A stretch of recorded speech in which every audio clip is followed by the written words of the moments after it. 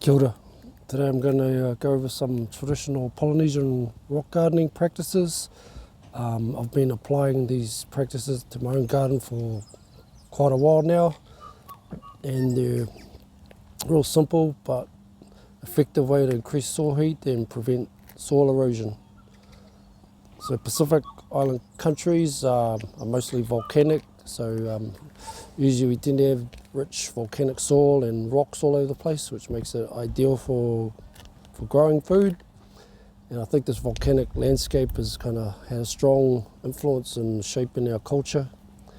You can see its influence in our technology, our art, architecture, and especially in our agricultural systems. Different types of volcanic rock like basalt, obsidian, scoria and pumice, as well as other types of stone, were kind of highly valued and used to create different kinds of tools, accessories, weapons, statues, figures, and especially ceremonial platforms, those sort of structures, as well as gardening structures. Spiritually, we believe that stones possess ancient primal energies which are infused with what we call a mauri, or a life force, and they were often carved to represent deities such as rongo, which is a deity of cultivation and peace, and they were often placed in our plantations. Toka mauri, or mauri stones, were also carried on voyaging canoe to protect and bless the canoe and the voyages, and they were often placed in newly settled lands, just as symbols to acknowledge and remember our roots, our heritage, and our connections to our ancestral homeland. And there's heaps of ancient stone structures and remains found on islands scattered all throughout Polynesia, and a lot of these are marae, or ahu, or paipai, which are kind of like open-air ceremonial platforms. And one of the most sacred of these structures is Marae Taputapu Aotea in Raiatea, which was kind of like the mecca of Polynesian culture, because it was a ceremonial and training site for wayfinding and voyaging tohunga or priests. There's also a lot of stone structures that were used for agricultural purposes, like in Kauai, which is one of the islands in Hawaii. They have one of the best intact examples of a terrace rock garden system, and it's got ditches like channeling the water for irrigation. And not far from where I live, there's actually a site called Tawatawhiti here in Whangarei, where you can see the remains of similar rock garden structures and formations with like terrace walls and mounds and ditches, that sort of thing.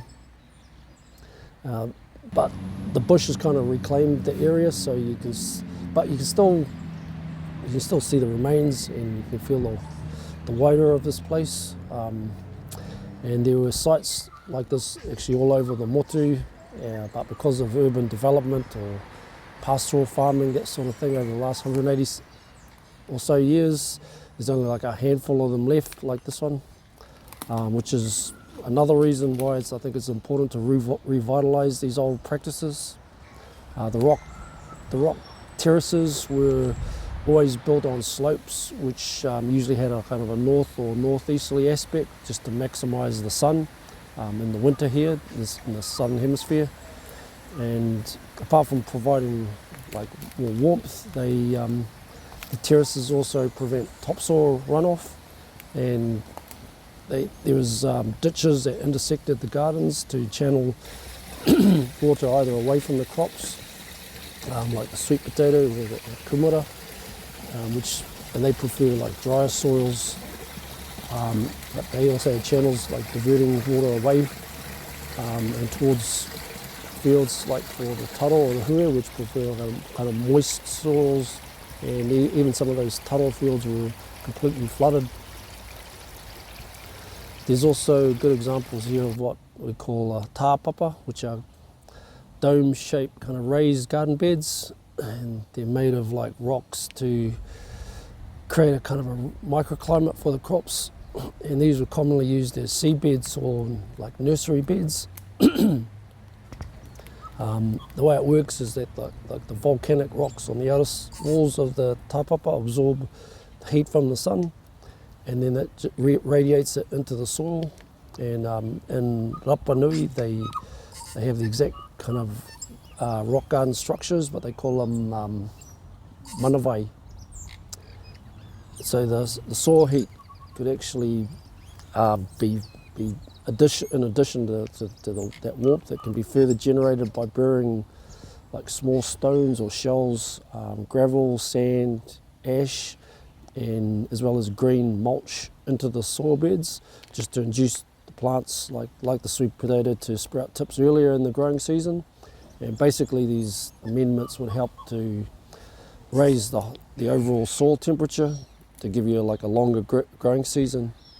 And if the soils were kind of poor or clayey, they would also sort of help to make the soils a bit more friable.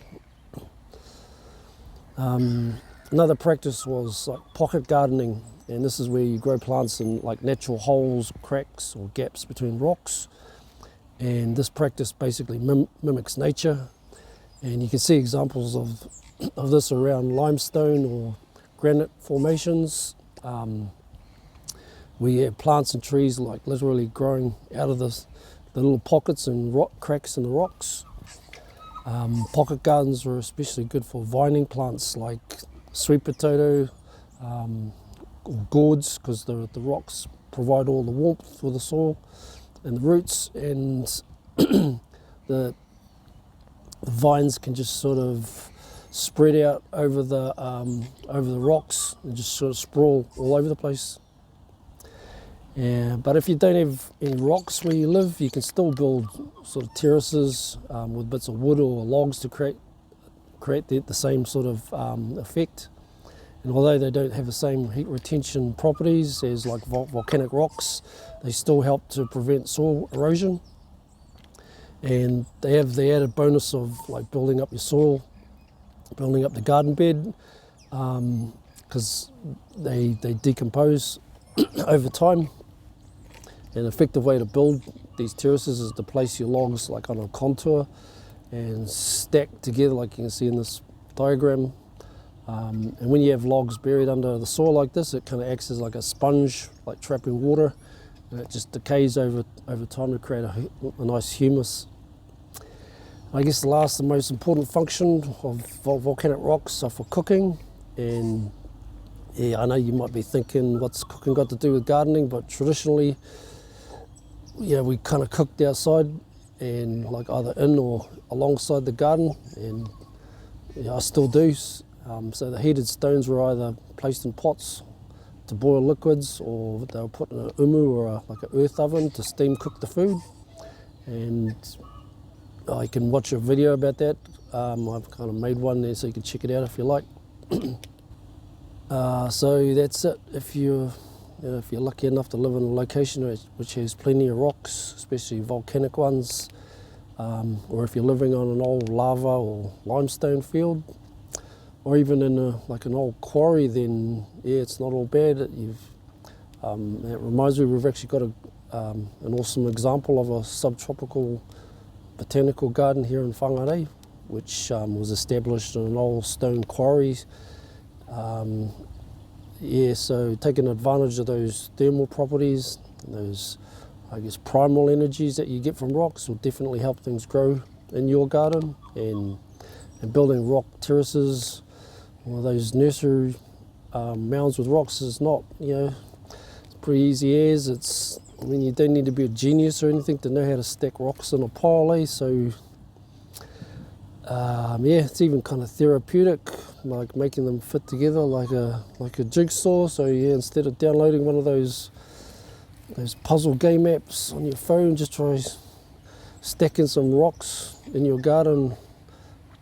So yeah, cultures all over the world have actually been using these ancient cultivation practices with stones and terraces, and for ages.